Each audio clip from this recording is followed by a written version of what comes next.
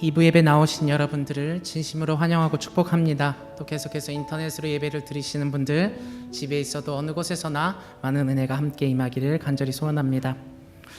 오늘 우리가 있는 지역은 비구름 정도로 잠잠합니다. 그러나 지금 같은 시각 저 남쪽 지역은 기록적인 태풍에 잠을 설치고 또 어떻게든 큰 상처 없이 지나갈 수 있기를 간절히 바라고 있습니다. 2020년은 정말 염려가 넘치는 한 해가 아닌가 싶습니다. 어쩌면 주를 믿지 않는 사람들은 이러한 상황을 보면서 신이 우리를 외면하고 괴롭히는 일이라고 생각할지도 모르겠습니다. 그러나 우리는 압니다. 아니 믿습니다. 주님은 우리를 괴롭히시는 분이 아니라 우리를 보호하시고 불쌍히 여기시는 분임을 우리는 믿습니다. 우리를 괴롭히는 악한 공중권세는 우리의 마음에 불안을 심고 삶을 연약하게 하지만 우리에게는 언제나 피할 길을 예비하시고 또 소망을 허락하시는 주님을 함께 찬양할 수 있는 이 예배 시간 되기를 간절히 소원합니다. 오늘 우리를 예배로 부르시는 말씀 시편 57편 1절로부터 3절 말씀입니다. 참으로 하나님, 나를 불쌍히 여겨주십시오. 불쌍히 여겨주십시오. 내 영혼이 주님께로 피합니다. 이 재난이 지나가기까지 내가 주님의 날개 그늘 아래로 피합니다. 가장 높으신 하나님께 내가 부르짖습니다. 나를 위하여 복수해 주시는 하나님께 내가 부르짖습니다. 하늘에서 주님의 사랑과 진실을 보내시어 나를 구원하여 주십시오. 나를 괴롭히는 자들을 꾸짖어 주십시오. 셀라. 오 하나님, 주님의 사랑과 진실을 보내어 주십시오. 아멘. 잠시 기도하겠습니다. 창조자 되시고 우리의 삶의 주관자 되시며 우리를 보호하고 품어주시는 주님의 그 거룩하심과 사랑에 감사와 영광을 드립니다. 우리가 살아가는 삶은 고되고 지치고 또 연약합니다. 어려운 삶 속에 다가온 환난은 더욱이 우리의 마음을 어렵게 합니다. 그러나 주님, 우리는 담대히 믿고 나아갑니다. 전능하신 주 하나님은 우리의 피난처 되시며 우리의 소망이시며 우리의 구원자 되심을 기억하고 찬양합니다. 오늘 이 예배를 통하여서 우리가 가장 위대하고 가장 크신 주님의 이름을 기억하고 찬양하게 하시고 오직 주님만을 경배하게 하시고 그 위대한 이름을 온 땅에 전파하는 자들이 될 수 있도록 다짐할 수 있는 시간 되게 하여 주옵소서. 감사드리며 살아계신 우리 주 예수 그리스도의 이름으로 기도드렸습니다. 아멘. 이 시간 자리에서 일어나실 수 있는 분들 함께 일어나서 찬양하기 원합니다. 우리의 소망 되신 주를 찬양합니다. 오직 우리의 주님만 되신 하나님을 우리가 찬양하고 경배합니다.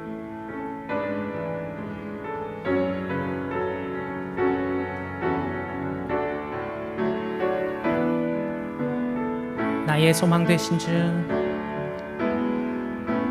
나의 소망 되신 주,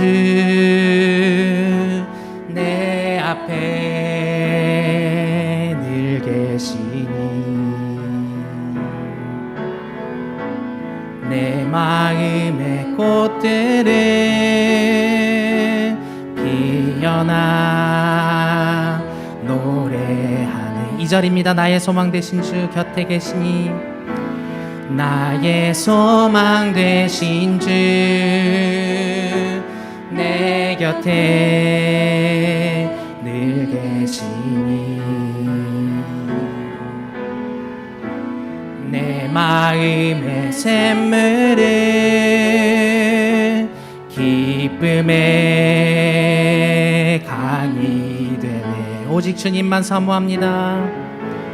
오직 주님만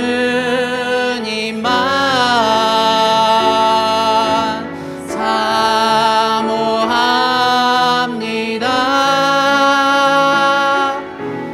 오직 주님만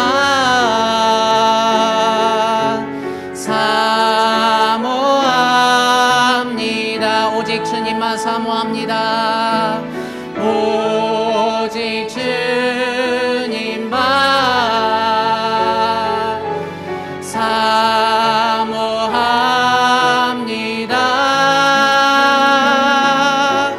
오직 주님만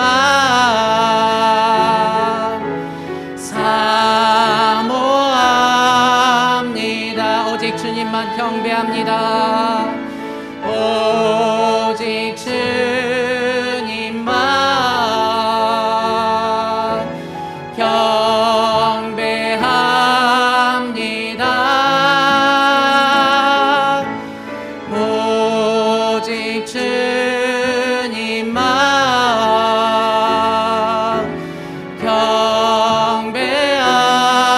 경배합니다. 마지막으로 오직 주님만 경배합니다. 오직 주님만 경배합니다.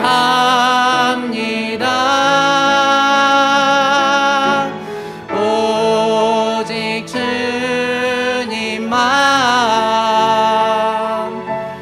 경배합니다.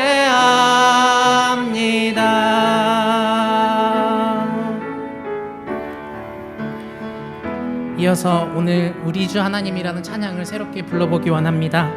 처음 부르는 곡이라서 조금 헷갈리실 수도 있겠지만 그래도 저희 찬양하는 앞에 인도자를 따라서 싱어를 따라서 함께 정말 진심으로 우리의 영광 되신 주 하나님을 찬양할 수 있는 시간 되기를 간절히 소원합니다.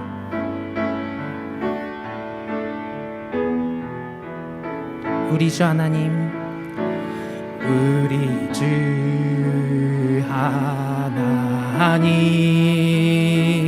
큰 영광과 존귀를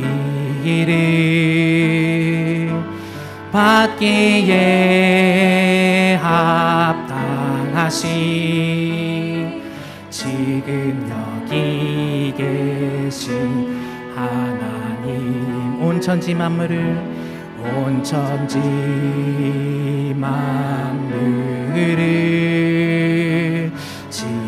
지으시고 다스리는 큰 권능과 능력으로 주의 말씀 이루시니 거룩거룩하다 거룩하다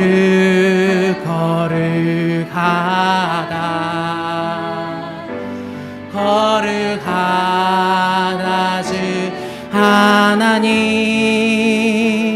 곧 전능하시이여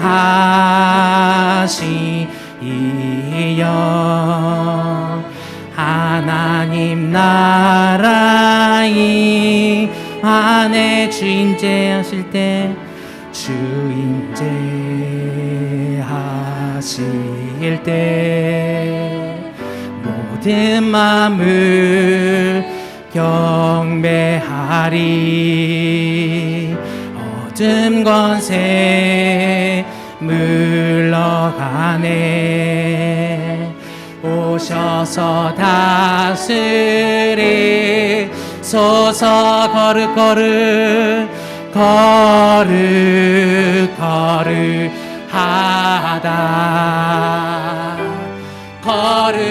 거룩하다 주 하나님 곧 전능하시이여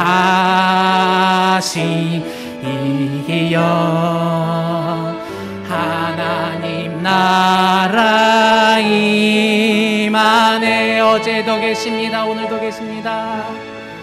어제도 계셨고 오늘도 계시며 이제 곧 오시으리와 어제도 계셨고 어제도 계셨고 오늘도 계시며 이제 곧 오시으리와 다시 한번 어제도 계셨고 어제도 계셨고 오늘도 계시며 이제 곧 오시으리와 어제도 계셨고 어제도 계셨고 오늘도 계시며 이제 곧 오시으리와 거룩하다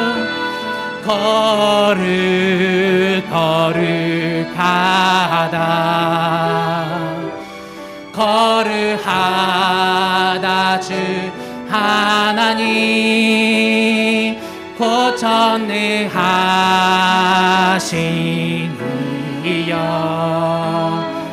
하나님 나라 임안에 거룩하다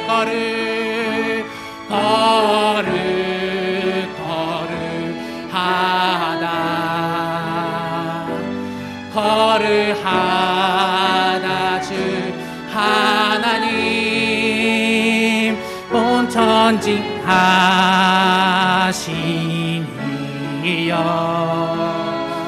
하나님 나라이. 다시 한번 거룩하다. 주님 거룩하십니다.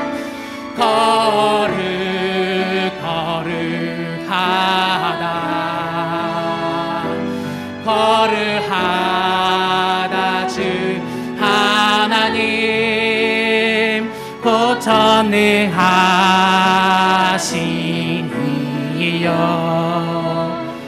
하나님 나라이. 마지막으로 거룩하다.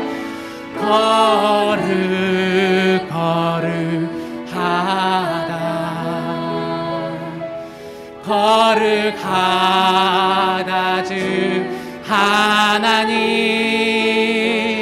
곧 전능하시니여.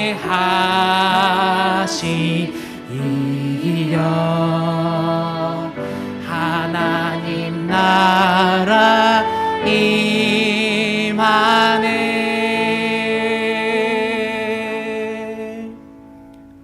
이 시간 눈을 감고 사도신경으로 우리의 신앙을 고백하도록 하겠습니다. 전능하사 천지를 만드신 하나님 아버지를 내가 믿사오며 그 외아들 우리 주 예수 그리스도를 믿사오니 이는 성령으로 잉태하사 동정녀 마리아에게 나시고 본디오 빌라도에게 고난을 받으사 십자가에 못 박혀 죽으시고 장사한 지 사흘 만에 죽은 자 가운데서 다시 살아나시며 하늘에 오르사 전능하신 하나님 우편에 앉아 계시다가 저리로서 산자와 죽은 자를 심판하러 오시리라. 성령을 믿사오며 거룩한 공회와 성도가 서로 교통하는 것과 죄를 사하여 주시는 것과 몸이 다시 사는 것과 영원히 사는 것을 믿사옵나이다. 아멘. 자리에 앉아주시기 바랍니다. 오늘은 9월을 새롭게 시작하면서 함께 주님의 나라를 우리의 마음속에 품고 세상에 그리스도의 사랑을 전하기 위한 마음으로 함께 고백하는 시간을 갖기 원합니다. 먼저 주님이 주시는 말씀 갈라디아서 6장 17절을 함께 봉독하도록 하겠습니다. 함께 읽습니다. 이제부터는 아무도 나를 괴롭히지 마십시오. 나는 내 몸에 예수의 상처 자국을 지고 다닙니다.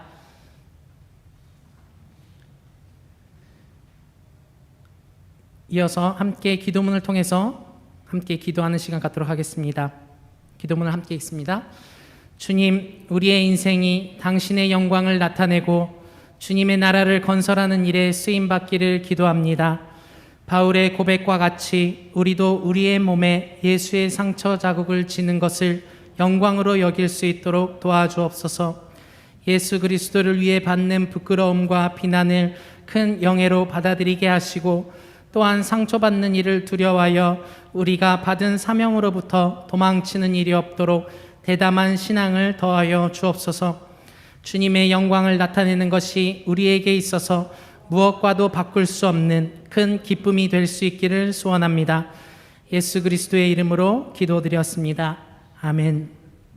함께 눈을 감고 함께 고백했으면 좋겠습니다.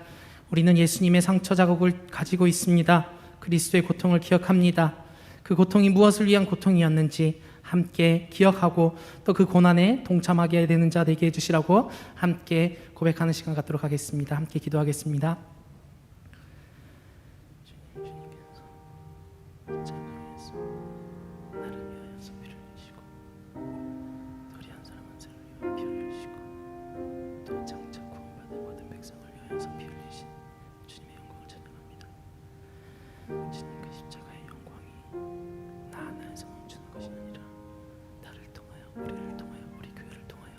세상으로 퍼져나가기를 간절히 소원합니다. 내가 구원받았으니까 내가 구원받기 위해서가 아니라 내가 구원받았으니까 다른 사람도 구원받기 원하는 간절한 소망으로 함께 나가게 하여 주옵소서. 주님을 위하여서 고통받는 삶을 부끄럽지 않게 하시고 주님을 위하여서 고난받는 삶을 자랑스럽게 여기게 하시고 주님을 위하여서 복음을 전파하는 걸 영광으로 여길 수 있는 마음이 있기를 소원합니다. 마음이 연약한 사람 있습니까? 다시 한번 붙들어 주시고, 마음이 피곤한 사람 있습니까? 다시 한번 주님의 십자가를 기억하게 하시고, 지쳐서 어려운 사람 있습니까? 십자가의 보혈로 위로하시고 그 마음에 다시 한번 힘을 더하여 주옵소서. 우리가 간절한 마음으로 이 시간 주님께 나아가기를 소원합니다.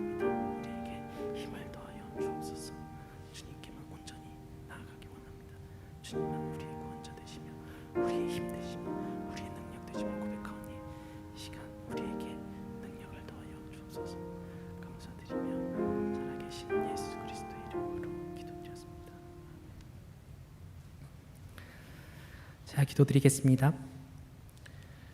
우리의 구원자 되신 예수 그리스도께서 모욕당하시고 매맞으시고 피 흘리셨으며 고난의 십자가 위에서 모든 것을 이루었다라고 말씀하셨던 그 모든 역사는 이 자리에 있는 나를 위한 것이었고 우리를 위한 것이었고 더 나아가 주님이 택하신 모든 백성을 위한 것이었음을 고백합니다. 주님, 그 십자가의 상처가 모욕이 나를 위한 일인과 동시에 주님이 사랑하는 그 모든 백성을 위한 일이었음을 잊지 않게 하여 주옵소서. 우리가 그것 무엇보다 사랑하는 주님께서 지금 이 시간에도 마음 아파하시고 간절히 원하고 계시는 일이 있습니다. 그것은 지금도 여전히 헤매고 있는 그 영혼들을 위한 아픔임을 기억합니다. 주님, 우리가 주님을 사랑하는 만큼 그만큼 우리의 이웃을 위해서 함께 눈물 흘리고 함께 모욕당하고 함께 그 십자가의 영광에 동참하게 되기를 소원합니다. 우리의 영혼이 기뻐하면서 동참할 수 있도록 우리의 마음에 성령의 능력과 위로와 힘을 허락하여 주옵소서. 내 마음이 아니라 내 능력이 아니라 오직 성령의 능력으로 함께 동참하게 되기를 간절히 소원하오며 살아계신 주 예수 그리스도의 이름으로 기도드렸습니다. 아멘.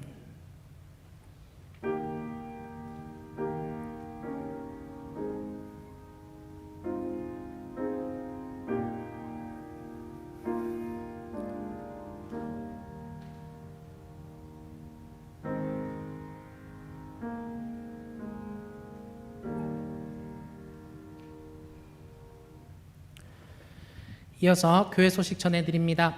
우리 교회는 주님의 지상명령을 따라서 영혼을 구원하고 제자를 만드는 것에 최우선의 목적으로 사역하고 있습니다. 모든 성도님들의 기도와 섬김을 기대합니다. 두 번째 목자의 소식입니다. 오늘 2부 예배 후에 12시 45분쯤으로 예상됩니다. 목자회가 있습니다. 목자분들께서는 예배당 혹은 줌을 이용해서 참석해 주시기 바랍니다. 세 번째 삼공부 소식입니다. 9월 8일부터 삼공부 일본어로 시작됩니다. 각 코스별로 12명까지 참여 가능하고 자세한 내용은 사무실로 문의해 주시면 감사하겠습니다. 생명의 삶은 조두려 목사님께서 화요일 저녁 7시 15분부터 9시까지 예배당에서 13회에 걸쳐서 진행되고, 성장의 삶은 치바 슈에츠 형제가 화요일 저녁 7시 15분부터 저녁 9시까지 6층에서 13회에 걸쳐서 진행됩니다. 새로운 삶은 요시무라 엘리야 전도사님께서 토요일 오전 10시부터 12시까지 6층에서 총 13회에 걸쳐서 진행됩니다. 많은 참여 부탁드립니다. 네 번째 경로 감사 예배 소식입니다. 오는 20일은 경로의 날을 기억하면서 감사 예배를 드립니다. 목자들께서는 예배에 참석하고 계시는 70세 이상의 분들을 사무실로 알려주시기 바랍니다. 다섯 번째 선교세를 위한 기도회가 있습니다. 16일 목요일 저녁 7시 30분부터 9시까지 초대교회와 연결된 선교사들을 위하여 기도하는 시간을 갖습니다. 인터넷을 통해서도 동시 중계합니다. 함께 기도하고 함께 선교를 위해서 쓰임받는 시간 될 수 있기를 소원합니다. 여섯 번째 라이트 프로젝트 소식입니다. 라이트에서 주관하는 신앙과 직업의 온라인 트레이닝 코스가 총 8회에 걸쳐서 9월 말부터 시작됩니다. 복음 중심적인 신앙을 직장에서 어떻게 적용할 것인지에 대해서 배울 수 있는 기회가 될 것입니다. 자세한 내용은 www.lightproject.jp에서 확인해 주시면 감사하겠습니다. 일곱 번째 교회 재정 보고와 대응에 대해 먼저 코로나 바이러스 소식을 먼저 전해드립니다. 일부 예배에서는 두 그룹으로 나누어서 출석을 부탁드리고 있습니다. 13일 주일은 A그룹 1초원과 4초원과 5초원의 출석 주일입니다. 자세한 내용은 초원지기를 통해서 전달해드린 내용을 확인해 주시기 바랍니다. 또한 감염 방지를 위해서도 9월 동안 동시 통역이 제공되지 않습니다. 또한 인터넷으로 계속해서 예배 드리시는 분들은 계좌를 통하여서 앞으로도 계속 헌금하실 수 있습니다. 이어서 교회 재정 보고와 대응에 대해서 요시오카 쿄오코 자매님이 나와서 잠시 보고해 주시겠습니다.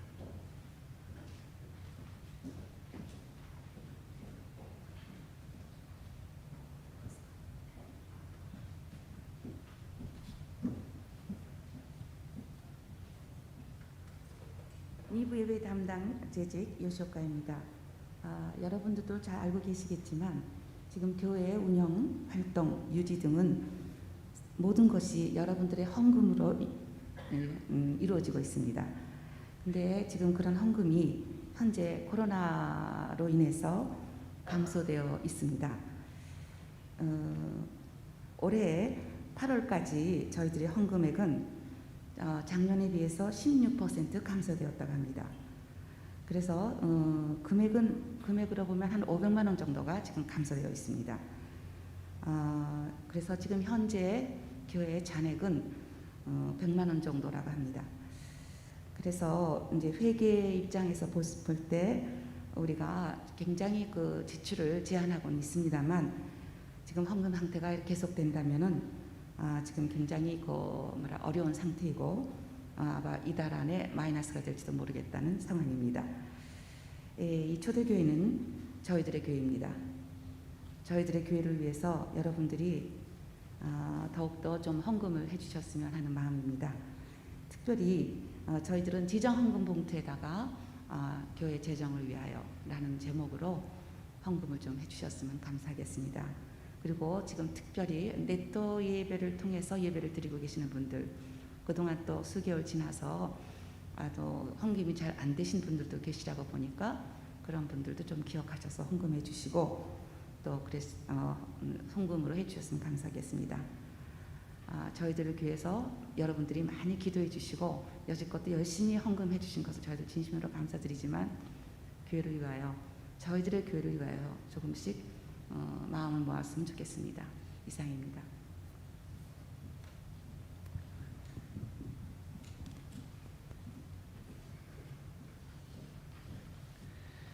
이 2부에서는 간증이 없으므로 이어서 찬송가 313장 갈 길을 밝히 보이시니 함께 찬양하도록 하겠습니다.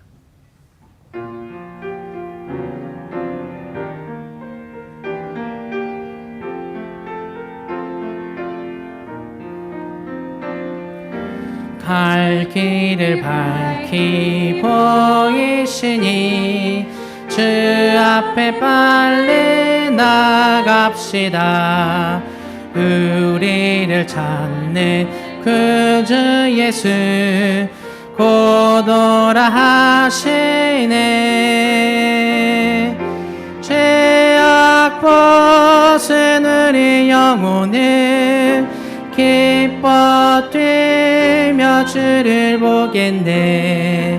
하늘에 계신 주 예수를 영원히 섬기리.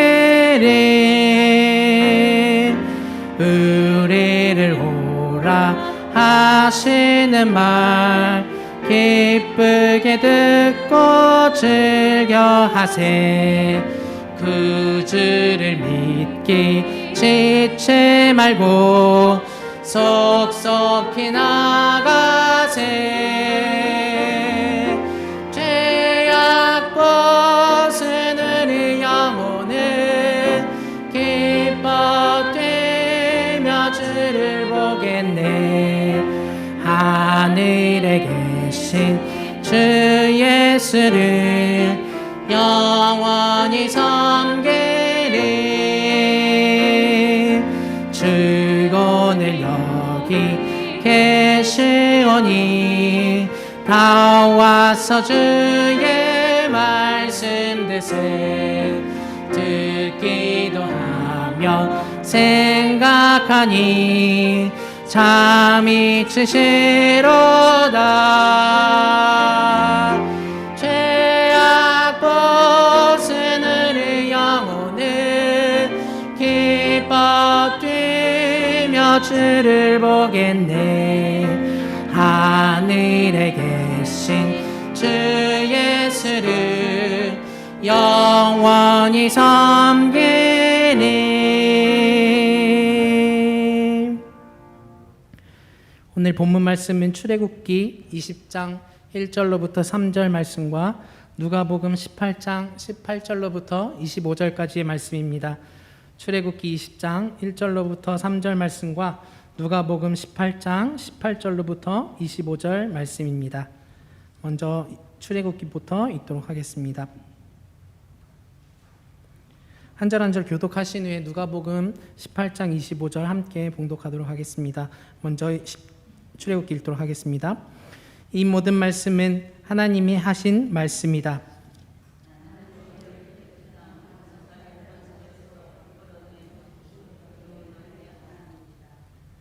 너희는 내 앞에서 다른 신들을 섬기지 못한다.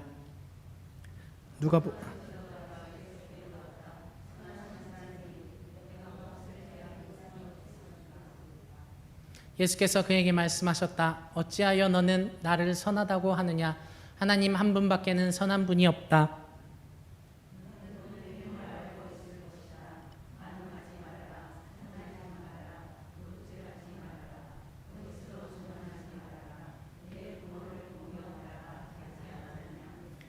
그가 말하였다. 나는 이런 모든 것은 어려서부터 다 지켰습니다.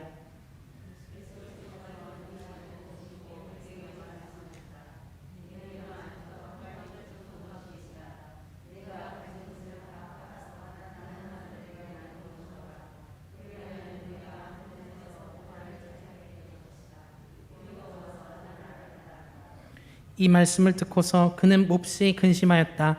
그가 큰 부자이기 때문이었다.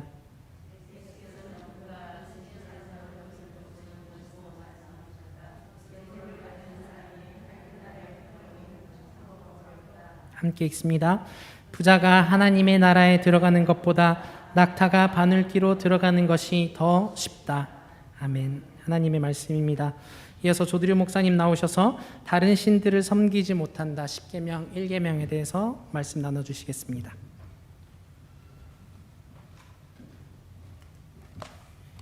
여러분 안녕하세요. 반갑습니다. 앞뒤좌 옆 사람들과 인사 나누십시다. 반갑습니다. 잘 계셨습니까? 작년에 5월 달부터 연말 크리스마스 가까이까지 저희들이 출애굽기 시리즈를 보았습니다. 그래서 딱 20장 전까지 왔었는데요. 그래서 이번 연도에는 10계명을 보려고 했었습니다. 그래서 오늘부터 10주간 10계명에 대해서 하나하나 우리에게는 어떻게 이 말씀을 적용할 수 있을까를 함께 보도록 하겠습니다. 여러분 주일학교에서 잘하신 분들은 10계명을 많이 외우기도 하고 그러셨을 겁니다. 그래서 10계명 오늘 혹시 리스트가 준비가 되어 있나요? 10계명이 1부터 네 이렇게 나옵니다. 그래서 10계명 여러분들 아시다시피 1부터 4번까지는 하나님을 사랑하는 내용이 나와 있고요. 그리고 5번째부터 10번째까지는 이웃을 사랑하는 가족 사랑, 이웃 사랑으로 나누어져 있는 부분입니다. 10계명이 요즘에는 굉장히 많이 설교되고 있지 않다고 합니다. 주일학교에서도 옛날에는 굉장히 많이 가르쳐졌었는데 21세기에 들어와서 특별히 더 10계명이 많이 안 가르쳐지고 있다고 하는데요. 옛날에 아마 한국 교회에서도 오전 예배 아니면은 오후 저녁에 드리는 예배 때는 10계명을 하나씩 이렇게 매주 읽어 나가는 그러한 예배도 있었다고 합니다. 그리고 옛날에 16세기 때는 존 칼빈이라는 사람은 매주같이 예배 때 사도신경을 하고 10계명을 함께 읽고 그래서 늘 성도들이 10계명을 굉장히 가까이 하고 잘 알았던 것으로 알고 있습니다. 근데 여러분 어떠세요? 1부터 10까지 순서대로 한번 해봅시다 하면은 어느 정도 여러분들은 기억하시는지요? 그래서 저희들이 10계명을 10주 동안 볼 텐데 어떤 뜻을 가지고 있고 우리에게 어떻게 적용하는 걸 함께 보도록 하겠습니다. 오늘은 다른 신은 있어서는 안 된다, 섬기면 안 된다라는 제목으로 제1계명, 먼저 10계명에 대해서 함께 보고요. 그리고 1계명을 함께 보도록 하겠습니다. 2014년도에 CNN 뉴스에 나왔는데요. 요즘 에어비앤비가 많이 있죠. 숙박할 수 있는 그 에어비앤비 시스템인데 에어비앤비 사장과 스탠포드 대학교에 있는 교수 한 명이 무신론자들이 현대인을 위해서 10계명을 만들었으면 좋겠다 하는 의견을 냈어요. 하나님을 안 믿는 사람이 성경에 10계명이 있는데 현대인들을 위해서 하나 10계명을 만들었으면 한다. 그래서 그 일본 돈 100만엔, 만불을 내놓고 상금을 내놓고 이제 모집을 했습니다. 그래서 2,800명의 사람이 응모를 해가지고 십계명을 보내왔습니다. 그래서 13명의 위원들이 모여서 현대인들에게 가장 필요한 10가지가 뭘까라고 했을 때 10가지를 정했대요. 근데 그 10가지 중에 딱 4개를 소개하자면 첫 번째는 이렇습니다. 마음을 늘 열고 살아서 살다가 새로운 증거물이 나오면은 자기가 믿고 있는 거를 바꿀 마음 자세를 가지고 있어야 됩니다라고 이야기를 했어요. 늘 언제든지 새로운 게 나오면 그걸 또 믿을 수 있는 그러한 오픈된 마음을 가집시오. 쭉 내려가고 7번째를 보면은 다른 사람들로부터 이렇게 받았으면 좋겠다 하는 것을 실천하십시오라는 게 있어요. 어디서 들어본 이야기인데 이거 다른 사람들이 나에게 해줬으면 하는 거를 너는 실천하여라, 그런 7계명이 있고요. 그리고 9계명 9번째는 이런 게 있습니다. 도덕적으로 올바르게 사는 것은 그 길은 하나가 아니다라는 게 있었대요.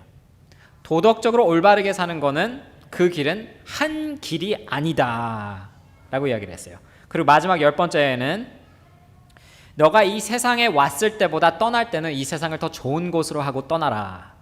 10번째 현대인들에게 필요한 10계명을 정리해 놓았습니다. 근데 여러분 이걸 들으시면서 어떤 생각이 드셨습니까?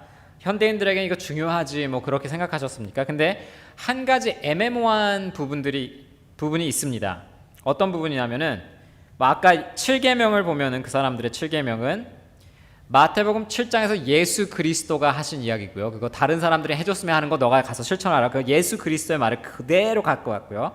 무신론자들이 그걸 알고 있는지 모르겠어요. 어디서 주워 들은 거를 갖고 온 것 같은데 9번째 계명에서 도덕적으로 올바르게 사는 것은 그 길은 하나가 아니고 여러 가지 있다라고 이야기를 해놨어요. 도덕적으로 올바르게 사는 건 여러 가지 길이 있다. 이게 조금 어려운 말로 말하자면은 다원주의이다라고 말할 수 있어요. 다원주의, pluralism이라고 불리는데 영어로는 그 사상이 여기 안에 담겨져 있습니다. 뭐가 올바르고 당신에게는 올바를 수 있지만 나에게는 조금 다를 수가 있어. 나에게 올바른 것도 당신에게 올바르지 않을 수도 있어. 근데 서로 존중하고 삽시다. 그러니까 올바르게 사는 길이 이런 길도 있고 저런 길도 있고 여러 길이 있다라고 그렇게 생각하고 있는 거죠. 10번째에서는 너가 태어났을 때보다 이 세상을 발견했을 때보다 떠날 때 더 이곳을 아름다운 곳으로 이 세상을 바꿔서 떠나자. 질문은 무엇이냐? 아름다운 세상이 어떤 세상입니까?의 정의를 내리지 않으면은 동의를 할 수가 없습니다. 더 좋은 세상을 만듭시다라고 했을 때 그 당신이 생각하는 좋은 세상과 내가 생각하는 좋은 세상 다를 수도 있어요. 그렇기 때문에 그런 혼동이 있습니다. 그래서 이 다원주에서는 그러한 혼동이 있는데 한번 생각해 보세요. 미국에 지금 가보면은 이 성적으로 중립 화장실이라고 말해야 되나요? 뭐 그 단어가 없어서 gender neutral toilet이라는 게 있습니다. 남자 화장실도 아니고 여자 화장실도 아니고 중간대기 화장실이 있어요. 그러면은 이런 사람 있죠. 남자로 태어났는데 나는 마음이 여자예요 라는 사람들이 있습니다. 뭐 트랜스젠더인 사람들도 전환 수술을 받은 사람들도 있는데요. 그런 사람들이 그 중립 화장실을 쓴단 말이에요. 그리고 앞으로 그 화장실을 쓰는 사람들이 더 늘어날 것이다. 성적으로 소수인 사람들을 존중해 줍시다에서부터 나온 무브멘트입니다. 이 사람들이 더 편하게 그냥 화장실 다닐 수 있도록 이렇게 합시다. 여러분 최근 몇 년 동안에 가장 사회적인 이슈가 되고 있는 것 중에 하나가 이겁니다. 결혼은 남녀가 하는 것인가? 라는 질문이에요. 전 세계적으로 지금 이게 이슈가 되고 있습니다. 결혼은 남녀가 하는 것인가? 아니면 동성이 결혼해도 괜찮은 것인가? 중요한 건 이겁니다. 앞으로도 결혼할 사람들이 계속 나올 텐데 그 결혼 중에 50%가 절반이 동성끼리의 결혼이라고 합시다. 그러면 동성끼리 서로가 결혼하기 시작해가지고 결혼하게 된다면 이 세상은 더 아름다운 행복한 세상으로 될까요? 라는 질문에 어떻게 대답하시겠어요? 더 많은 동성애인들이 결혼을 하기 시작한다면 이 세상은 더 아름답고 자유가 있는 그러한 세상이 될 겁니다 라고 생각하십니까? 여러분 많은 사람들이 요즘 시대에는 그렇게 생각을 하고 있습니다. 그리고 그런 방향으로 나가기 시작했어요. 근데 반대로 아닙니다. 결혼은 남녀 사이에 하는 것입니다라고 주장하는 사람들 있죠. 태어나는 아이에게는 아빠가 필요하고 엄마가 필요합니다. 아빠가 키우면은 부작용이 있다. 이렇게 주장하는 사람들이 있죠. 생각해 보세요. 내가 생각하는 아름다운 세상과 그쪽 가치관을 가지고 생각하는 아름다운 세상이 다릅니다. 그렇기 때문에 아까 그 현대인들이 지켜야 될 10계명 보면은 더 아름다운 세상으로 만들고 세상 떠나세요라고 하면은 우리가 말하는 아름다운 세상이 달라요. 혼동이 있습니다. 뭐가 우리에게 평안을 가져다 주고 뭐가 우리를 행복하게 하는가에 동의를 못한다는 거죠. 그래서 다원주의의 함정은 무엇이냐? 절대적인 진리가 없다라는 게 함정입니다. 절대적인 진리가 없어요. 나에게 절대적일 수 있지만 당신에게 절대적이 아닐 수가 있어. 다 이런 식으로 하기 때문에 그게 큰 함정이 될 수 있다는 것을 볼 수가 있습니다. 자기네들이 무슨 주장을 하고도 그 기반 자체가 너무 약하다는 것을 알 수가 있어요. 이러한 우리의 시대에 십계명이 무엇을 말해주고 있느냐? 십계명은 분명한 것을 말해주고 있습니다. 하나님께서 이 세상을 창조하셨고 나의 의견이 사람의 의견이 뭐라고 말을 한다 하더라도 뭐가 옳고 뭐가 틀렸다라는 기준을 명확하게 제시해 주는 게 십계명입니다. 이 세상에 뭐가 올바른 길이고 뭐가 틀린 길이라는 것을 말해주는 게 십계명이에요. 성경에 있는 십계명을 우리가 어떤 식으로 바라보고 있습니까? 많은 사람들은 엄격한 룰이다라고 인식하는 사람들이 굉장히 많아요. 이건 엄격한 룰이고 제대로 지키지 않으면 마지막에 하나님께서 우리를 벌을 주실 거야. 그런 식으로 인식을 하는 사람들이 있는데요. 십계명 굉장히 중요한 부분 중에 하나가 무엇이냐면은 출애굽기 오늘 20장 2절 말씀을 보면은 이렇게 나와 있죠. 2절 말씀을 보면 나는 너희를 이집트 땅 종살이하던 집에서 이끌어낸 주 너의 하나님이다가 십계명의 전제예요. 나는 너희를 노예 생활로부터 자유롭게 구원해준 하나님이다. 그리고 나서 십계명을 주세요. 애굽에 있는 이스라엘 사람들을 바라보고 너희들 이거 지킬래 말래? 지킬 거면 구해줄게. 제대로 하고 있으면 구해줄게가 아닙니다. 물에 빠진 사람을 넣고 너 이거 제대로 지킬 거야. 나 거기서 나오면 지킬 거야. 그러면 구해줄게가 아니고 구원해주고 나서 구원받았기 때문에 너희들은 이렇게 사는 거야 라는 제시가 십계명이에요. 그렇기 때문에 십계명을 제대로 지켜서 구원받는다라고 기독교는 가르치지 않습니다. 구원받았기 때문에 십계명을 지키는 것입니다. 근데 우리가 십계명을 바라볼 때 이거는 뭐 국세청에서부터 날라온 세세한 룰이다. 이건 우리가 꼭 지켜야 되는 룰이다라고 생각하기보다도 어떤 식으로 생각해야 되냐면은 나를 사랑하고 있는 아버지가 나에게 주신 룰이다라고 바라볼 수가 있어요. 나를 진짜 사랑하는 아버지가 나에게 주신 삶에 있어서의 룰이다라고 볼 수가 있죠. 저에게 3살짜리 아들이 있습니다. 이한이. 지금도 뒤에서 시끄럽게 하고 있는데요. 이한이가 한 6개월 정도 전이었던 것 같아요. 공원에서 놀다가 갑자기 뭐 100엔짜리 몇 개를 갖고 있었는지 혼자 갑자기 사라졌어요. 공원에서 놀다가 어디 갔나 했는데 혼자서 아이스크림을 사러 콤비니에 갔습니다. 3살짜리 애가 콤비니에 가가지고 자기가 얼마 들었는지도 인식이 없어요. 이게 얼마인지도 모르잖아요. 그러니까 아이스크림을 가가지고 점원한테 그냥 이렇게 주면서 옷들이 달라고 여기서부터 그러고 있어. 근데 없어졌으니까 애가 엄마가 쫓아가가지고 뭐 묻나. 근데 콤비니에서 이미 계산을 하고 있더래요. 혼자서 3살짜리 애가 얼마나 놀랍니까 우리로서는. 아니 조그만 아이가 혼자서 콤비니에 가면 어떻게 이렇게 험한 세상에서 혼자 콤비니를 가다. 저도 그 이야기를 나중에 듣고 굉장히 놀랐습니다. 이한이한테 가가지고 말했죠. 이한아 다시는 혼자 콤비니에 가지 말아라. 편의점에 혼자는 가지 말아라 라고 말했어요. 근데 한번 여러분 상상해 보세요. 그 3살짜리 이한이가 저를 쳐다보면서 왜 아빠는 나의 자유를 뺏는 거야? 라고 이야기한다고 생각합니다. 내가 자유롭게 살고 싶은데 삶을 왜 나의 자유를 뺏는 거야? 라고 이야기한다면 여러분 어떻게 생각하세요? 그게 자유인가? 과연 그게 너에게 자유인가? 거꾸로 자유를 주는 게 오히려 사랑이 없고 무관심합니다. 사랑하는 아이에게는 룰을 줍니다. 너가 편의점 가고 싶으면 아빠한테 말해 같이 가야지. 엄마한테 말해 같이 가야지. 십계명을 우리가 어떻게 바라봐야 되는가? 우리가 더 자유롭게 살기 위해서의 주어진 룰이에요. 가드레일이에요. 여러분 산길에 갈 때 자동차가 빠지지 않도록 가드레일이 있습니다. 십계명이 가드레일의 역할이에요. 여러분 차를 달리면서 차선이 왜 있냐? 왜 자유롭게 달리고 싶은데 왜 차선 때문에 자유롭게 달리죠? 왜 차선이 필요하냐? 그러한 식으로 우리가 십계명을 받아들일 수가 있습니다. 구약 성경을 보면은 십계명을 토대로 613개의 율법이 있다고 합니다. 자세하게 그 십계명을 풀어놓아 가지고 다 만들어 놓은 게 613의 율법이 있대요. 예수 그리스도가 율법에 대해서 이렇게 말씀하셨죠. 마태복음 5장 17절에 이렇게 말씀하셨습니다. 내가 율법이나 예언자들의 말을 폐하러 온 줄 생각하지 말아라. 폐하러 온 것이 아니라 완성하러 왔다. 성취하러 왔다라고 말씀하세요. 예수님께서 신약시대 딱 오셨다고 해가지고 율법 다 버려라. 이제 나의 은혜로 살아라. 그 말씀이 아니에요. 나는 그 율법을 제대로 너희들에게 해석해서 진리를 주러 왔다. 그래서 마태복음 5장부터의 내용을 보면은 너희들이 들었나니 너희들 사람 죽이지 말아라 들었지?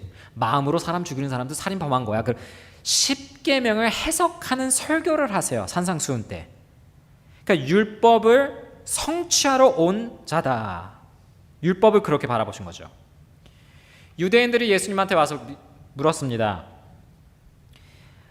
선생님, 뭐가 가장 율법 중에 중요합니까? 가장 중요한 율법은 무엇이지요? 마태복음 22장에 예수님이 답하십니다.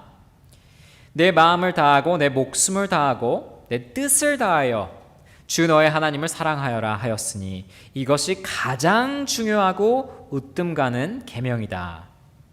둘째 계명도 이것과 같은데 내 이웃을 내 몸과 같이 사랑하여라 한 것이다. 이 두 계명에 온 율법과 예언서의 본 뜻이 달려 있다라고 말씀하십니다.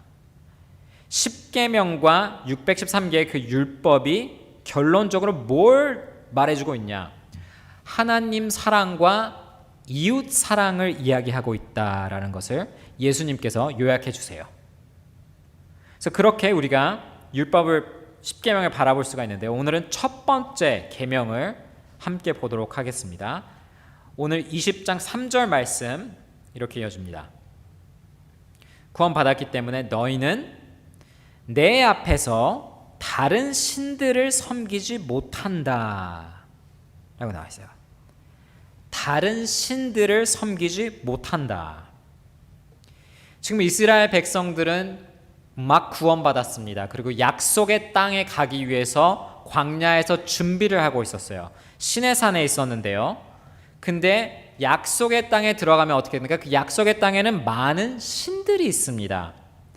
바알 신이 있고요. 아세라 신이 있고요. 블레셋 사람들에겐 다곤이라는 신이 있었습니다.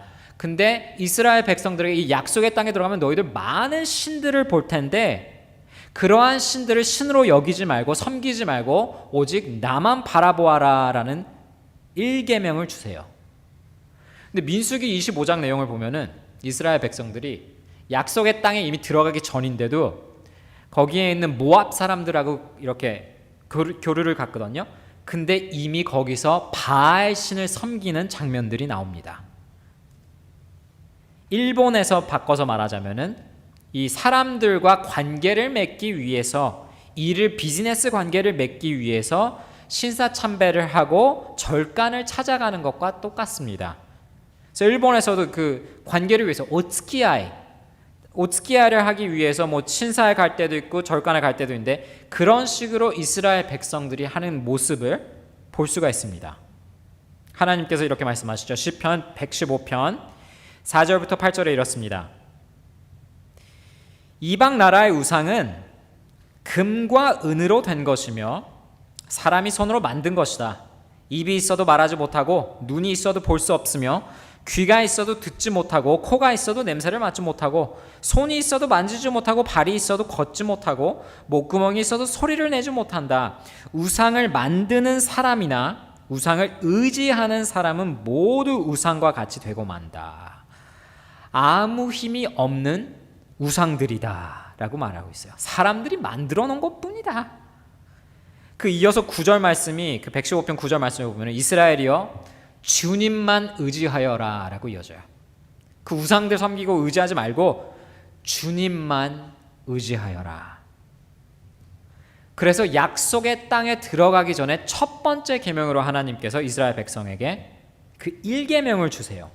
다른 신을 믿지 말고 의지하지 말아라.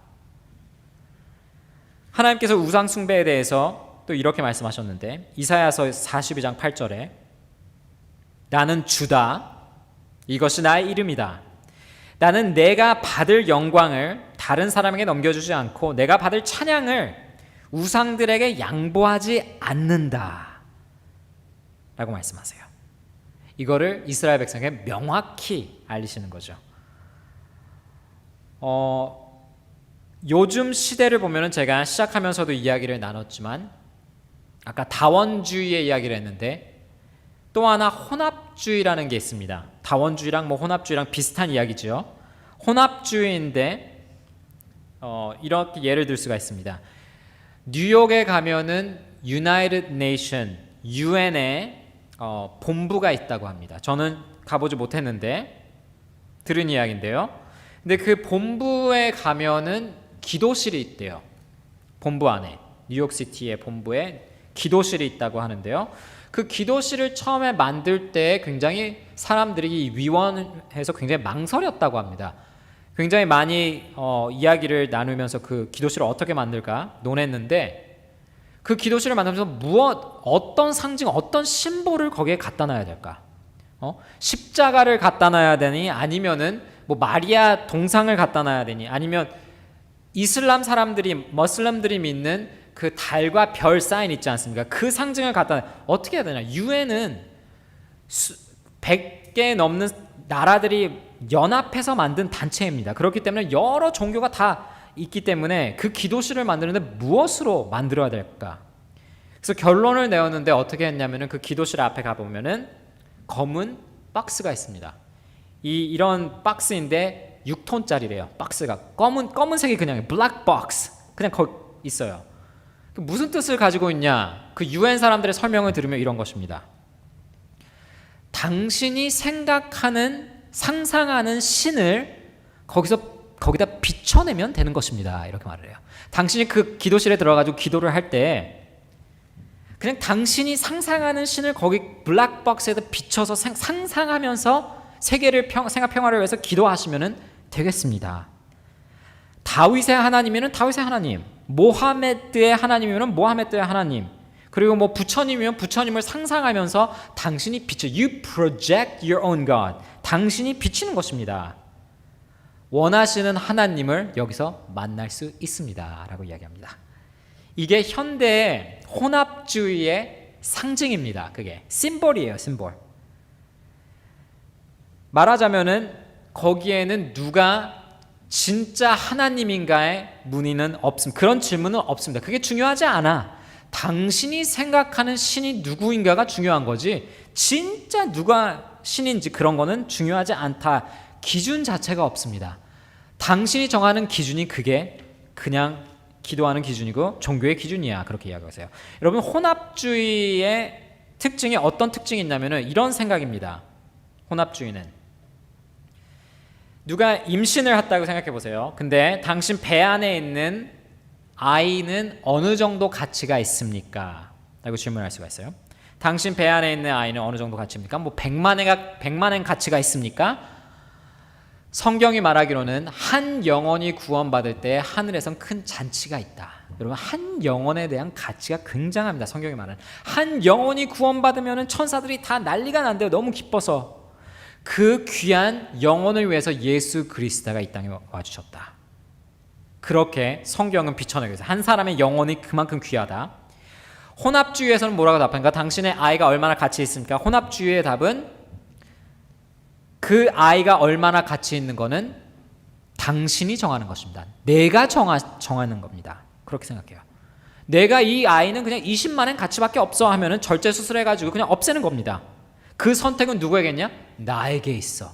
내가 그 가치를 맺을 수 내가 정할 수가 있습니다. 그게 혼합주의예요. 당신이 그렇게 생각하면 그게 옳고 나는 이렇게 생각하니까 그것도 옳고, 그게 혼합주의입니다. 기준이 없습니다. 하나님에 있어서도 똑같습니다. 내가 믿는 하나님, 기독교 나에겐 진리야. 근데 당신은 딴 거 믿으니까 또 그것도 옳을 수 있지. 다 같은 산을 올라가고 있는 거 아니야? 이게 혼합주의예요. 다 산을 올라가다 보면 맞는 거지. 여러분 한번 생각해 보세요. 기독교 이 산을 올라가고 있다, 불교는 이 산을 올라가고 있다, 무슬림은 이쪽에서부터 올라오고 있다. 다 정상 가면 다 똑같아. 그걸 말하고 있는 사람은 무슨 이야기를 하는 겁니까?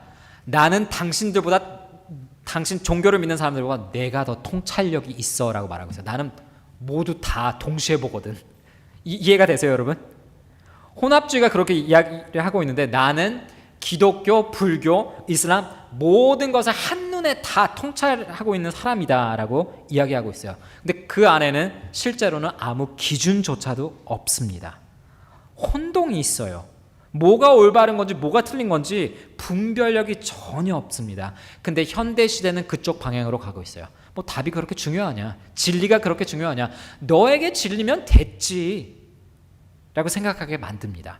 근데 이 1계명이 뭘 알려주고 있습니까? 우리에게 그러한 생각 자체가 틀렸다라는 것을 명확하게 제시해주고 있어요.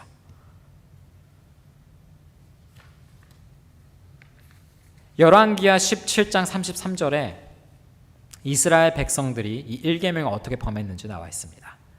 열왕기하 17장 33절. 이렇게 그들은 주님도 경외하면서 다른 한편으로는 그들이 잡혀오기 전에 살던 그 지역의 관습을 따라 그들 자신들이 섬기던 신도 섬겼다. 혼합주의가 여기에 나옵니다. 하나님 믿어요, 예배도 나와요, 하나님을 경외하고 있는데 그것과 동시에 자기들이 살았던 나라의 관습을 가지고 와서 거기에 신들도 함께 섬겼다. 1계명을 어떻게 범했느냐? 그 당시 이야기입니다. 이게. 그래서 하나님께서는 분명히 말씀하시죠. 그렇게 나를 믿고 다른 신을 섬기는 일은 없어야 된다. 결혼한 여자가 자기 남편 말고 다른 사람을 집에 데리고 올 수 없듯이 하나님께서 말씀하시죠.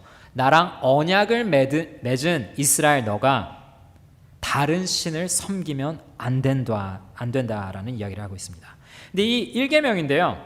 구약 성경에서는 이렇게 뭐 우상을 섬기면 안 된다, 우상 앞에서 엎드리면 안 된다, 뭐 이런 기준이 있다고 생각해 봅시다. 이거를 신약 시대에 갖고 오면 어떻게 풀 수가 있을까요? 어떻게 적용할 수가 있을까요? 한 구절을 저희들이 시작하면서 읽었는데요. 누가복음 18장 내용이 1계명에 관해서 적용되는 내용입니다. 삶에서. 누가복음 18장을 보면은 젊은 지도자가 나옵니다. 어떤 지도자가 나오는데 예수님에게 와서 묻죠. 선하신 선생님, 내가 무엇을 해야 영생을 얻겠습니까? 그래서 예수님께서 하시는 말씀이 어찌하여 나를 선하다고 말하느냐? 하나님밖에 선한 분은 없는데 20절에 이렇게 말합니다. 너는 계명을 알고 있을 것이다. 10계명을 뜻하고 있습니다. 10계명. 간음하지 말아라, 살인하지 말아라, 도둑질하지 말아라, 거짓으로 증언하지 말아라, 내 부모를 공경하여라 하지 않았느냐? 그가 말하였다. 나는 이런 모든 것은 어려서부터 다 지켰습니다. 자신감이 대단한 젊은 지도였던 것 같습니다. 나는 어렸을 때부터 이 10계명을 다 지켜왔어요. 어긴 적이 없습니다. 22절 예수께서 이 말을 들으시고 그에게 말씀하셨다. 내게는 아직도 한 가지 부족한 것이 있다. 내가 가진 것을 다 팔아서 가난한 사람들에게 나누어 주어라. 그리하면 내가 하늘에서 보화를 차지하게 될 것이다. 그리고 와서 나를 따라라. 제자로 삼아주시는 거죠. 예수님께서 이 지도자를 따르라, 나를 따르라라고 말씀합니다. 23절 이 말씀을 듣고서 그는 몹시 근심하였다. 그가 큰 부자이기 때문이었다. 예수께서는 그가 근심에 사로잡힌 것을 보시고 말씀하셨다. 재물을 가진 사람이 하나님 나라에 들어가기는 참으로 어렵다. 부자가 하나님의 나라에 들어가는 것보다 낙타가 바늘귀로 들어가는 것이 더 쉽다라고 말씀하십니다. 여러분 이 이야기를 잘 생각해 보세요. 굉장히 젊은 나이에 성공을 이룬 지도자가 여기에 있습니다. 도덕적으로도 굉장히 괜찮은 사람입니다. 십계명에 있어서도 거의 틈이 없는, 다 지켰습니다. 율법에 있어서 다 지키고 있어요. 근데 한 가지 약점이 있었죠. 그 약점을 예수 그리스도가 찔르시는데요. 그 찔르는 부분 여러분 생각해 보세요. 중요한 질문은 무엇이냐? 이 젊은 지도자에게는 그가 믿고 의지했던 것이 무엇입니까? 이 젊은 지도자가 지금까지 믿고 의지해 왔던 것, 이게 있으면 내 삶은 괜찮아, 내 인생은 괜찮아 라고 생각했던 게 무엇이었냐? 하나님만을 붙들고 그렇게 살아왔습니까? 아니면 돈이 있어서 난 괜찮다, 그걸 의지하고 살아왔습니까? 이 내용을 보면은 하나님이냐 돈을 선택하느냐, 예수님께서 둘 중에 하나 선택하라 말했더니 예수님 따라가는 것을 버렸어요. 돈을 끝까지 버리지 못했다는 것을 알 수가 있습니다. 이에게 신이 무엇이었냐? 이 사람이 섬기던 게 무엇이었냐라는 것을 물어볼 수가 있어요. 예수 그리스도가 이 약점을 찔르시는 거죠. 이 사람에게 있어서는 신앙생활 하고 있는데 율법 다 지킨대요. 뭐 예배 지키는 거, 성실하게 사는 거 다 하고 있습니다. 근데 그 마음 안에 우상이 있습니다. 돈이라는 우상이 있습니다. 하나님을 섬기고 있는 것 같으면서 돈을 섬기고 있었다라는 것을 이야기하고 있어요. 1계명이 무엇을 가르치고 있느냐? 너 마음 안에 하나님 말고 더 의지하는 게 있으면은, 더 신앙하는 게 있으면은 그게 이 1계명을 어기는 것이다 라는 것을 가르쳐주고 있어요. 마태복음 6장 24절에 이렇게 말씀하십니다. 예수님께서 아무도 두 주인을 섬기지 못한다. 두 주인을 동시에 못 섬긴대요. 한쪽을 미워하고 다른 쪽을 사랑하거나 한쪽을 중히 여기고 다른 쪽을 업신 여길 것이다. 너희는 하나님과 재물을 아울러 섬길 수 없다. 혼합주의 같이 하나님 섬기면서, 섬기는 것 같으면서 돈을 섬기고 다른 우상들을 섬기면서 동시에 할 수 없다. 이거를 섬기게 되면 하나님 업신 거릴 것이고 다 그렇게 되는 것이다. 예수님께서 분명히 말씀하세요. 우상이 있다. 많은 목사님들과 대화를 나누는 중에 요즘 시대의 크리스천들에게 있어서의 우상이 무엇입니까? 라는 그런 대화를 나눈 적이 있었는데요. 최근에 가장 많이 몇 년 안에 들었던 미국 목사님들도 그렇고 일본, 한국 목사님들도 다 이야기합니다. 21세기에 있어서 특별히 어린아이를 가진 사람들에게 있어서 뭐가 우상이 되느냐? 가족이 우상이 되고 있다라는 이야기를 해요. 가족이 우상이 되고 있다. 까지 어떤 한국 목사님이 이야기를 하는데, 이제 예배 시간이 돼가지고 이제 예배를 시작해야 되는데 거의 대부분 아이를 데리고 오는 교인들이 늦게 온대요. 초대교회는 그런 일 없습니다. 그렇지만 늦게 오는 경우가 많대요. 늦게 오는데 아이가 깼다고 또 설교 시간에 또 동네 한 두세 바퀴를 돌고 온대요. 그러면 거의 이제 애가 낮잠을 자는 시간이 돼가지고 교회를 오면은 이제 설교 다 끝나고 예배 마치는 시간이 된다. 근데 그거를 1년에 절반 이상을 그렇게 한대요. 근데 너무 답답하대, 자기가 봤을 때 이게. 근데 아니 크리스찬이라고 이야기를 하고 있는데 생활 자체는 하나님 중심적으로 살려는 게 아니고 모든 게 가족 중심이에요. 가족 중심. 아이들에게 불편하면, 남편에게 불편하면 이것도 못하고 저것도 못하고 해가지고 모든 게 가족 중심. 예수 그리스도가 이렇게 말씀하셨습니다. 누가복음 14장 26절.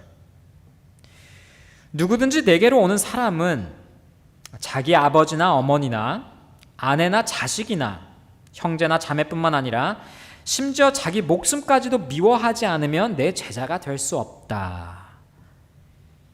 구약성경 1계명, 예수님께서 하신 말씀, 이게 신약 시대에 우리에 적용해서 말하자면 가족이 신이다라고 말해서 이게 1계명을 풀어놓은 말씀입니다. 하나님보다 더 가족을 중요하게 여기면은 너 나 따라올 수 없잖아. 아버지나 어머니나 아내나 자식이나 형제나 자매나 더 나보다 귀하게 신 같은 존재로 여기면은 너 나 따라올 수 없잖아. 예수 그리스도의 말씀이에요. 그래서 가족을 버리라는 소리는 절대로 아닙니다. 하나님보다 가족이 더 귀해지면 안 된다라는 것을 1계명이 가르쳐주고 있다는 것입니다. 그래서 하나님보다 나에게 더 평안을 주고 하나님보다 더 나의 삶을 보람있게 하는 게 하나님 말고 다른 게 있다면 그게 나의 우상이 될 수 있다는 얘기입니다. 결론을 맺기 원하는데요. 한 두 사람의 간증 이야기를 하고 마칠 텐데, 미국에 예수님을 믿은 사람 중에 루크 한이라는 사람이 있었습니다. 미국 남성인데요. 이 사람은 교회에서 자랐습니다. 중학교 때 13살이 됐을 때 자기 누나가 먼저 예수님을 믿고 자기 친구들도 막 믿었기 때문에 자기도 왠지 믿지 않으면 지옥을 갈 것 같아서 일단 예수님을 고백했대요. 예수님을 고백하고 이제 세례를 받았는데 제대로 된 신앙을 갖고 있지 않았다고 합니다. 고등학생이 돼가지고 거의 교회 안 나갔다고 합니다. 그래서 자유롭게 그냥 죄 안에서 살고 있었는데 삶은 나름 잘 나갔대요. 대학교도 잘 졸업하고 좋은데 취직해가 이제 삶이 제대로 잘 나가고 있었는데 운동신경도 좋고 성격도 좋았기 때문에 사람들이 자기를 많이 좋아했대요.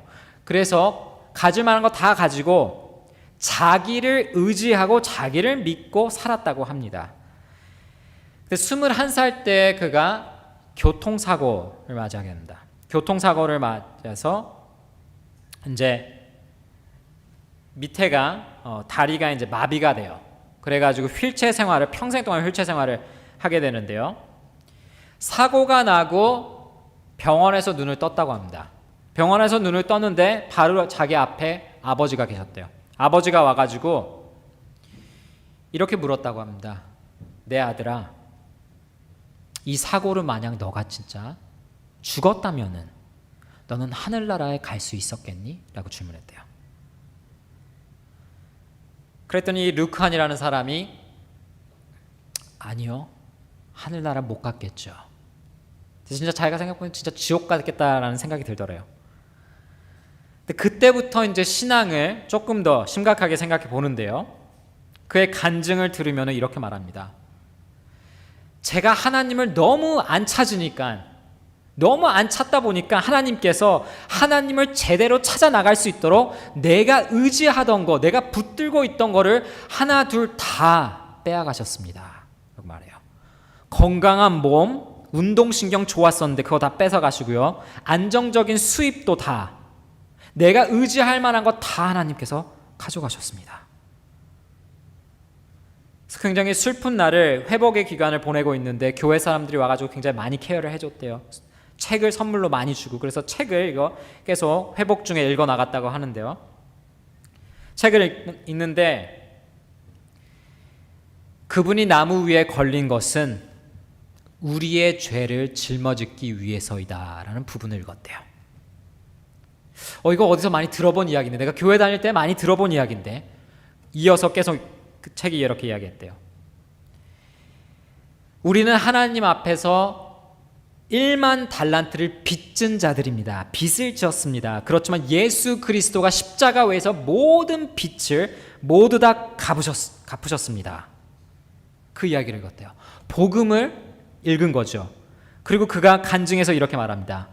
그것을 내가 읽었을 때, 분명히 전에도 많이 들었던 이야기인데 그때 그것을 읽었을 때, 그 상황에서 읽었을 때 내 마음속에서부터 우러나오는 기쁨이 있었습니다. 그래서 나에게는 유일한 소망이 여기에 있구나 라고 깨달았대요. 나에게 유일한 소망은 여기에 있다. 그가 구원받아서 얼마 안 돼서 교회를 갔는데 목사님께서 구원받아서 얼마 안 됐으니까 그 감격을 나눠주세요 해가지고 이제 휠체어를 타고 스테이지에 올라와서 간증을 했대요. 근데 간증을 하는데, 간증을 뭐라고 많이 준비해가지고 왔는데 간증을 시작하는데 눈물이 이제 나오기 시작했어요. 40분 동안 계속 울었대요. 그냥 젊은 20대 중반 남자가 여기 간증하러 올라가서 40분을 계속 울었대요. 제대로 간증 나누지도 못하고 그냥 내려왔대요. 그래서 교인들이 물었다고 합니다. 왜 그렇게 서럽게, 왜 그렇게 울었어? 그러니까 내가 영원한 멸망에서부터 생명을 얻었는데 그거 생각하니 너무 기뻐서 눈물이 나왔습니다. 눈물이 멈추지 않았습니다. 라고 고백을 했다라고 합니다. 그래서 내가 지금 장애인이 되어서 제대로 걷지도 못하지만 하나님이 이걸 통하여서 진짜의 기쁨을 허락하여 주셨습니다 라고 고백을 해요. 진짜 답을 찾았다라고 이야기를 하죠. 여러분, 일본 사람 중에 카가와 토요히코라는 사람이 있습니다. 20세기 전반을 산 사람인데요, 일본 정치가였고요, 일본의 농민 조합을 만든 사람이고 또 동시에 예수단이라는 단체를 창시한 사람이기도 한데요, 그 사람이 예수님을 믿기 전에 굉장히 많은 종교들을 공부했습니다. 그래서 이렇게 고백해요. 신도를 공부했는데, 신도, 불교와 유교, 그런 것을 통해서 많이 배웠습니다. 그 신앙관을 통해서 많이 얻은 것들도 있습니다. 그러나 그것들은 나의 마음을 채워주지 못했습니다. 그래서 자기는 진리를 위해서 계속 헤매며 다녔대요. 영적으로 표현을 했는데, 내가 진리를 위해서 헤매면서 너무 힘들었습니다. 더 이상 걸을 수 없을 정도로 저에겐 힘들었습니다. 이 어두운 세상, 비극이 끝나지 않는 이 세상을 살아가면서 불교에서는 자비를 이야기하고 긍휼을 말해주긴 하지만, 근데 또 누가 이것은 너희들을 위해 흘려진 나의 피다, 피로 위한 언약이다 라고 누가 나에게 말해주느냐. 그 카가와 토요히코가 말을 해요. 그렇게 나에게 말해준 사람은 예수 그리스도밖에 없었습니다 라고 이야기해요. 이것이 너의 죄를 씻기기 위해 흘려진 나의 피다, 보혈이다 라고 말해주는 사람, 예수 그리스도 말고 따로 없었대요.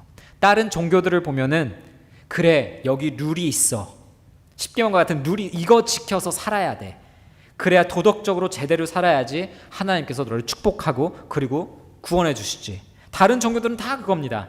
계단을 올라가는 거예요. 계속 그런 식으로 쌓아 올라가야 돼요. 근데 한 분께서 너에게 룰이 있는 것이 아니고 그 룰을 내가 모두 너를 위해서 이루었다. It is finished. 너를 위해서 흘린 보혈이 여기에 있다. 예수님밖에 없었다고 합니다. 그래서 그것을 통해서 나는 자유를 얻었습니다 라고 고백을 했습니다. 여러분은 어떻습니까? 그러한 복음 메시지의 자유를 얻으셨습니까? 그렇다면 이 1계명, 그렇게 너를 구원한 하나님이 여기 있으니 그 하나님으로부터 떠나지 말아라, 다른 신들을 섬기지 말아라 라는 것을 우리가 받아들이고 순종할 수가 있습니다. 여러분들에게 마지막에 묻겠습니다. 여러분들이 지금 붙들고 있는 것은 무엇입니까? 하나님을 믿고 있는다고 하지만 또 붙들고 있는 게 있습니까? 동시에 하나님은 뭔가 보험과 같은 존재, 죽으면 이제 천국 가야 되니까 보험과 같은 보험 들어놓고 또 붙들고 있는 게 있습니까? 이거 아니면 지금 못 살 것 같은 그런 게 있습니까? 복음을 묵상하시면서 우리가 예수 그리스도 안에서 모든 것을 얻었다라는 것을 다시 한번 마음에 새기며 그 쥐고 있는 것을 놓으시기 바랍니다. 그 우상을 놓으시기 바랍니다. 그리고 오직 하나님만 바라보고 우리가 함께 앞으로 나가길 원합니다. 함께 기도하시겠습니다. 하나님 아버지, 오늘부터 저희들이 출애굽기에 돌아가서 다시 10계명을 공부하게 됩니다.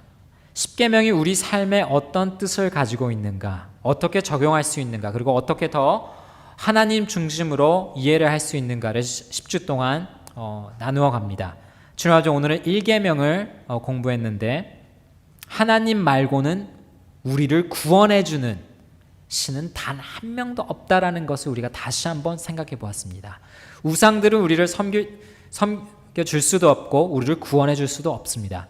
이 세상의 물질, 명예도 다 지나가는 것들입니다. 우리를 구원해 줄 수는 없습니다. 그러나 유일하게 우리를 영원한 멸망으로부터 영생으로 구원해 주실 분은 하나님밖에 없습니다. 예수 그리스도밖에 없습니다.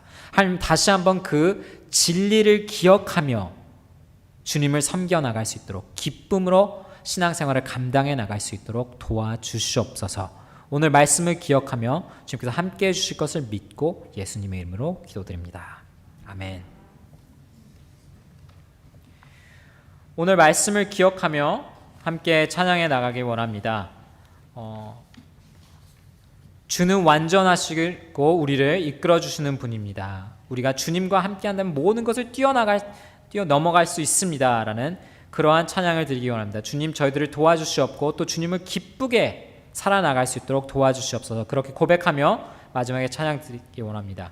일어나실 수 있는 분들은 함께 일어나서 마지막 주는 완전합니다 라는 찬양을 드리겠습니다.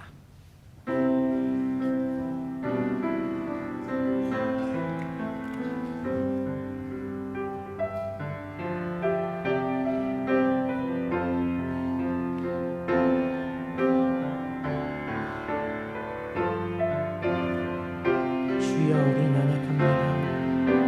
주여 우리 연약합니다. 우린 오늘을 힘겨워합니다.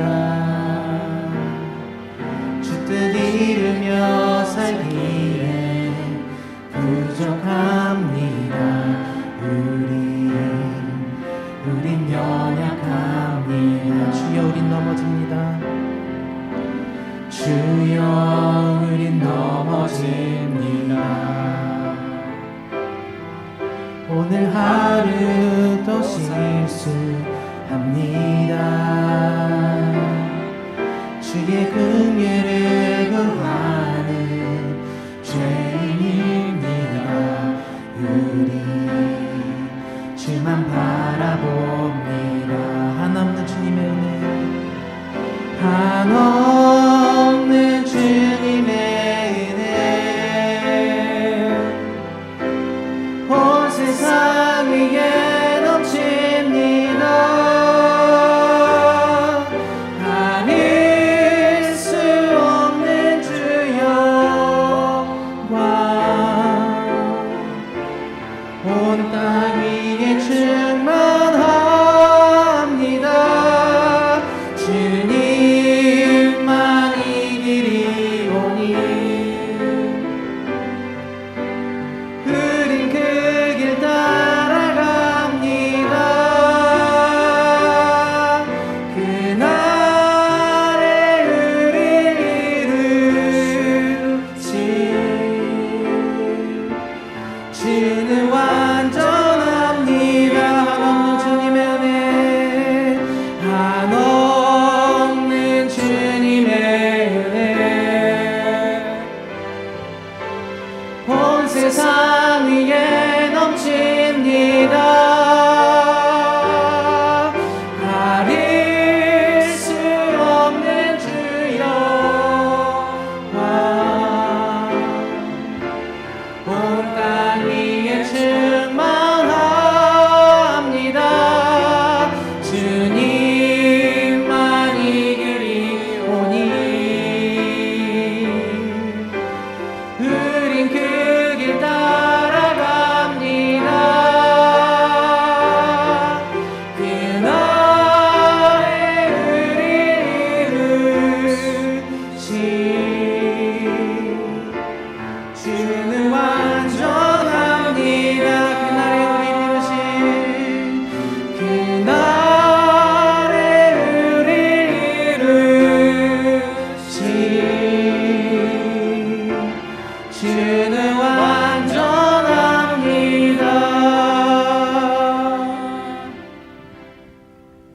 마이크 주방에 축복 기도하도록 하겠습니다. 하나님 아버지, 오늘의 은혜를 감사드립니다. 그리고 오늘 들은 메시지를 기억하며 일주일 동안 실천의 삶을 살아나갈 수 있도록 힘을 더하여 주시옵소서.